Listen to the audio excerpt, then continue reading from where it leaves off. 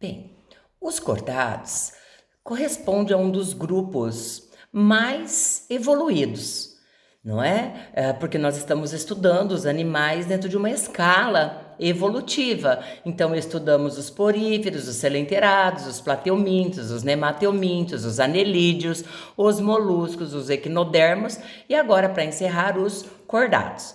Bem, todos os cordados, óbvio, são pluricelulares e esses animais são todos triblásticos. Apresentam a ectoderme, que reveste as partes mais externas, formando a epiderme dos animais, os pelos, as unhas, né, as garras, os nossos cabelos, e esse é o folheto germinativo que vai formar também o nosso sistema nervoso central. Temos a endoderme, que reveste o nosso trato digestório. Temos a mesoderme, que reveste as cavidades internas, onde ficam alojados nossos órgãos, que é chamado de celoma. Então, aqui seria um corte de um animal considerado um cordado. Então, como nós temos o celoma, logo nós somos animais classificados como celomados. Bem, somos também deuterostomatas, porque quando ocorre a fecundação, que forma a célula ovo ou zigoto, esta célula ela é submetida a sucessivas divisões mitóticas e quando chega na fase de gástrula, como temos aqui o embriãozinho, aqui do embrião corresponde ao arquêntero ou ao intestino primitivo. E esse poro que permite a comunicação do arquêntero com o meio externo é o blastóporo. Esse blastóporo é o poro da gástrula e ele pode, em alguns seres vivos, se desenvolver e formar a boca, e em outros seres vivos ele vai originar o ânus. Em quem que o blastóporo forma o ânus, como nós já pudemos observar nos equinodermatas, a estrela do mar, e agora nos cordados.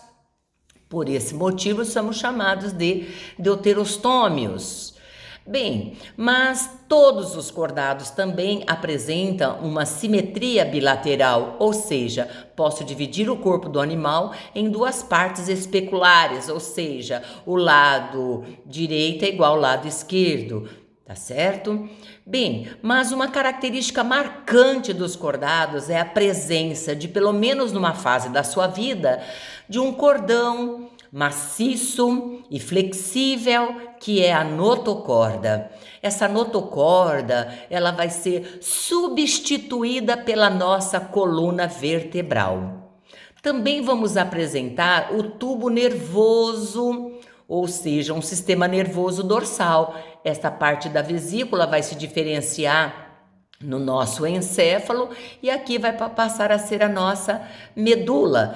E outra característica marcante dos cordados seria a presença das fendas faringianas.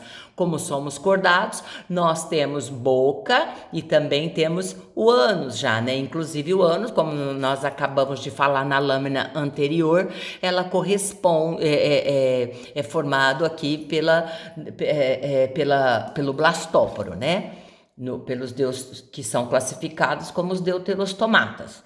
Bem, então a presença da notocorda, essa notocorda que está presente pelo menos numa fase da nossa vida, ela dá sustentação ao nosso corpo, mas o tubo nervoso, ele vai originar parte do encéfalo, cérebro, cerebelo, né, o bulbo e a medula, que fica protegida pela nossa coluna vertebral. Isso então corresponde àquele tubo neural. Mas esta notocorda, o tubo nervoso neural e a presença dessas fendas faringianas é que são características marcantes dos cordados, tá certo? Aqui então nós temos a presença dessas fendas faringianas ou fendas branquiais. No nosso caso, os nossos pulmões são formados por perfurações que tínhamos ao longo da faringe e em outros animais, como os peixes, eles deram origem a essas brânquias que se encarregam de fazer as trocas gasosas. Bem, então, nos cordados, a notocorda, o tubo nervoso dorsal, as fendas faringianas e também a presença de uma cauda pós-anal marcam o grupo dos cordados. Como vocês podem observar aqui, eu tenho vários embriões. Embriões de peixe, de anfíbios, de répteis, de aves, de porco, de bezerros, de coelhos e de homem. Pessoal, observem na semelhança desses embriões. Observem que eles têm uma curvatura em forma de C. Todos os embriões, lembrando que são todos cordados, tá certo? Todos eles têm tubo neural, todos eles têm fendas faringianas, todos eles têm essa cauda, olha só. E o que acontece à medida que o embrião vai se desenvolvendo? Essa cauda ela vai desaparecendo. Tá certo? Em alguns animais, como por exemplo, a cauda permanece no cachorro, mas o homem, por exemplo, ele já não tem cauda nenhuma. No bezerro também a cauda permanece. Então, essa presença da cauda, ela desaparece. Nós podemos observar que essa extremidade caudal tende a desaparecer em alguns, né? E outros permanecem. Este filo dos cordados, portanto, ele é subdividido em subfilo dos protocordados e subfilo dos craniados, ou seja, dos vertebrados. Como protocordados, subfilos dos protocordados, subentende-se aqui, pessoal, que sejam subgrupos dentro desse grande filo, ok? Quem são os protocordados? Os cordados primitivos, aqueles que não têm um crânio, são acraniatas. E o subfilo dos craniados ficam aqueles que têm o crânio. Bem, nós vamos observar, nós vamos estudar depois separadamente cada subfilo dos protocordados, que é composto pelos hemicordatas, urocordatas e cefalocordatas. Todos esses subfilos que eu acabei de elencar para vocês são considerados acraniatas. Bem, temos aqui alguns representantes, certo, dos filos dos acraniatas, dos protocordados. Temos aqui um anfioxo. Este anfioxo é um animal marinho. E temos aqui a assídia, que é um urocordata, o anfioxo é um cefalocordata. Tanto o anfioxo quanto as assídias são animais marinhos. Temos também os hemicordatas, que eu vou mostrar depois para vocês, mas eles não têm crânio, por isso são protocordatas acraniatas. A característica dos protocordados é que eles são acraniatas. Temos também representantes do subfilo vertebrata, tá? Vertebrata. Quem é um representante do filo vertebrata com crânio? O homem. Mas, pessoal, nós temos o cachorro tem crânio, o elefante tem crânio, a cobra tem crânio, o peixe tem crânio. Então, são todos animais que pertencem a esse subfilo vertebrata que compreende o grupo dos craniatas, certo? Bem, então, como nós falamos, o filo dos cordados ele é subdividido em 4 subfilos.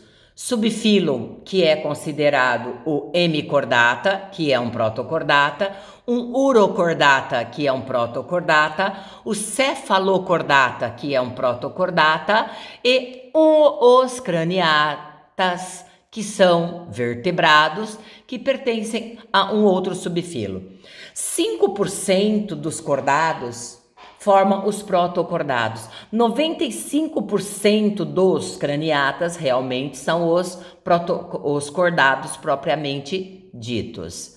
Bem, então nós temos aqui alguns exemplos, né, de protocordatas, que seria aqui o cefalocordata. Mas, gente, esse cefalocordata, ele é um protocordado e ele é conhecido como anfioxo.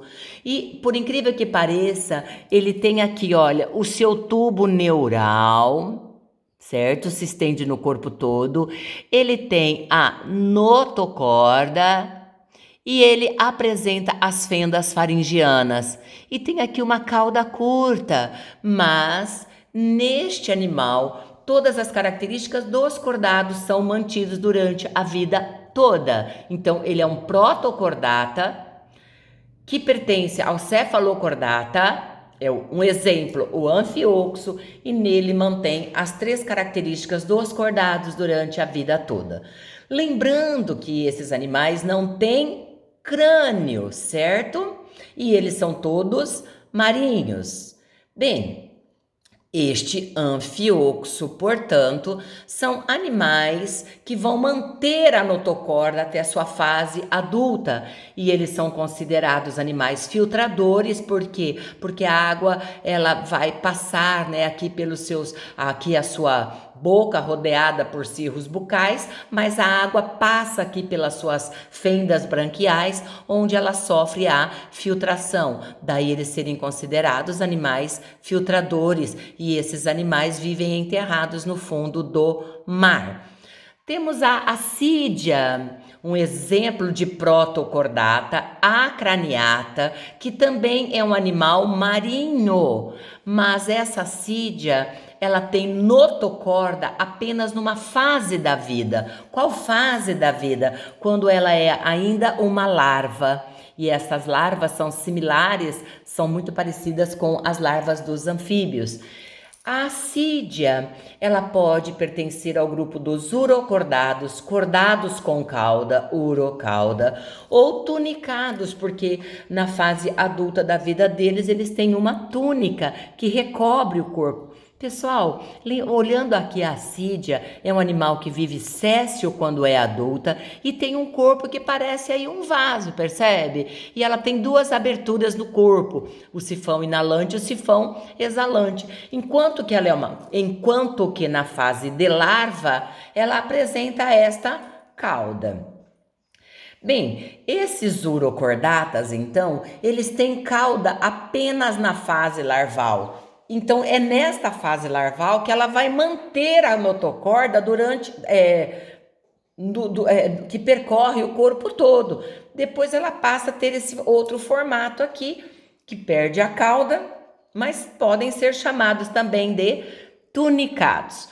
Voltaremos aí depois com outras aulas, tá certo? Mais explicativas. Aqui é só para vocês se familiarizarem de quem são o cefalocordata, que é o anfioxo, quem é a assídia. E fechando um pouquinho aqui esse grupo, né, numa chave, vamos procurar entender, olha, que eu comentei até agora. O filo dos cordados, ele é formado por 5% de protocordados, que corresponde ao cefalocordato, que é um subfilo, onde estamos estudando o anfioxo, o subfilo urocordata, que também é um protocordata, onde se estuda a assídia, e aqui ainda vou mostrar para vocês já os hemicordatas, que é o balanoglossus. Dentro desse subfilo craniata, ou seja, os vertebrados, tá, gente? Os vertebrados. Nós vamos estudar peixes, anfíbios, répteis, aves e mamíferos, que corresponde a 95% do filo. Bem, então, como vertebrata, nós temos os animais que têm crânio, que têm coluna vertebral, certo? Então, esses animais craniatas, podemos ter vários, por exemplo, o próprio tubarão é um craniata, que é um peixe cartilaginoso. Olha aí, animais com crânio diferenciado, e eles têm as vértebras como sustentação do corpo. Então, mesmo na fase embrionária, tá certo? E todos esses animais, por exemplo, as vértebras deles foram formadas porque as vértebras substituem a coluna vertebral, a notocorda nossa que tínhamos na fase embrionária. Então, aí os animais vão se desenvolvendo, mesmo dentro do organismo materno, né? Certo? E aqui ainda são todos exemplos de embriões de cordados, onde vocês podem ver também, olha, a cauda, certo? né? E aí esses animais, dependendo do animal, se na fase adulta ele vai ter a cauda, vai manter, mas no nosso caso nós não temos mais a cauda, mas nós temos as últimas vértebras, tá certo? E aqui um proboscídeo, olha, com a cauda, manteve a cauda. Aqui nós podemos ver que esse cordata, aqui neste cordato nós podemos observar a presença do seu cordão umbilical. Ele está se desenvolvendo dentro de um organismo materno. Mas isso não quer dizer que todos os cordatas vão se desenvolver dentro do organismo materno, tá certo, pessoal? Estou só fazendo aqui uma observação.